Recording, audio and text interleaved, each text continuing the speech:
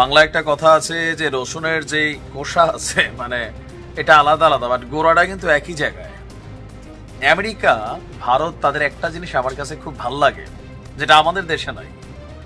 সেটা হচ্ছে তাদের ক্ষমতায় যেই সরকারই থাকুক, পররাষ্ট্র নীতির বেলায় এদের কোনো পরিবর্তন নাই। আপনি যেমন ধরেন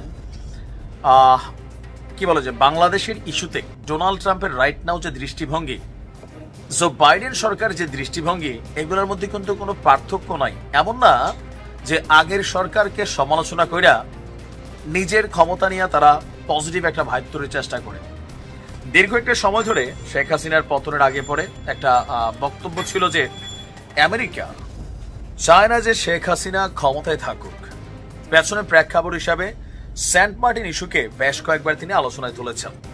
ইভেন আওয়ামী লীগ সরকার পতনের পরও মার্কিন যুক্তরাষ্ট্রের সমালোচনা করেছিলেন শেখ হাসিনা। তবে ট্রাম্পের বিষয়ে একটু ভিন্ন রকম চিন্তা ছিল। এখন আজকে নিউজটার মধ্যে দুইটা জিনিস আমি কানেক্টেড পাচ্ছি। নাম্বার ওয়ান, শেখ হাসিনার পতনে আমেরিকার কি কোনো ভূমিকা ছিল? এই প্রশ্ন ছিল সরাসরি ডোনাল্ড ট্রাম্পের কাছে। তো ডোনাল্ড ট্রাম্পকে সাংবাদিক প্রশ্ন করেছিলেন যে বাংলাদেশের বিষয়ে আপনার অভিমত কি, কারণ সরকার পতনের পেছনে আমেরিকার কি কোনো ভূমিকা ছিল আওয়ামী লীগ সরকারের ইস্যুতে? তো ট্রাম্প বলছেন যে দেখেন, সরকার পতনে মার্কিন যুক্তরাষ্ট্রের বা মার্কিন ডিপ স্টেটের কোন রকম ভূমিকা ছিল না। তো আমেরিকাকে আসলে এই মুহূর্তে ট্রাম্প কিভাবে দেখছেন, বা ভবিষ্যতে আমেরিকা বাংলাদেশ ইস্যুটা কোন একজন লোকাল মোরলের হাতে কি তুলে দিচ্ছেন? অনেকটা এমনই মনে হইল ট্রাম্পের বক্তব্যে।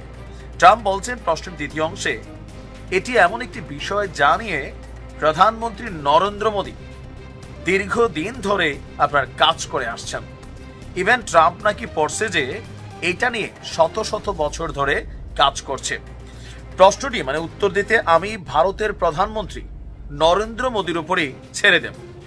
তবে ভারতের প্রধানমন্ত্রী নরেন্দ্র মোদী বাংলাদেশ বিষয়ে সেখানে তাকে যখন সাংবাদিক প্রশ্ন করেছে, সরাসরি তিনি কোনো উত্তর দেননি। কিন্তু ডোনাল্ড ট্রাম্পের কাছে বাংলাদেশের বর্তমান পরিস্থিতি, ডক্টর ইউনূসের সরকার, ভারতের সাথে বাংলাদেশের যে টোটাল ধারণা, তো এই ক্ষেত্রে নরেন্দ্র মোদী আপনার ট্রাম্পের কাছে তার উদ্বেগ প্রকাশ করেছেন, নানান ধরনের বক্তব্য দিয়েছেন। এখন ডোনাল্ড ট্রাম্প আর মোদীর মধ্যে যে দীর্ঘদিনের বন্ধুত্ব, মাঝখানে আমরা দেখছিলাম একটু ফাটল ফাটল ভাব, বাট গতকালকে থেকে ভারত মোদীর থেকে আমেরিকা থেকে হিউজ পরিমাণ জিনিসপত্র কেনাকাটা করবে, সামরিক যানবাহন, প্রযুক্তি, পাশাপাশি হিউজ পরিমাণ জ্বালানি তেল, অনেক কিছু কিন্তু কিনবে। আর যেহেতু ট্রাম্পের এই সরকার একটা বিজনেস সরকার, বা ট্রাম্প নিজে একজন ব্যবসায়ী, সো যে ব্যবসার মালামাল বেশি কিনে সেই কাস্টমারকে সে একটু প্রায়োরিটি দিতে চায়। ইভেন তার বক্তব্যে আমরা যতটুকু বুঝছি বা ধারণা করা হচ্ছে যে বাংলাদেশের ইস্যুগুলা সম্ভবত সামনের দিকে ভারতের মুখ থেকে ট্রাম্প সরকার থাকাকালীন শুনতে চায়।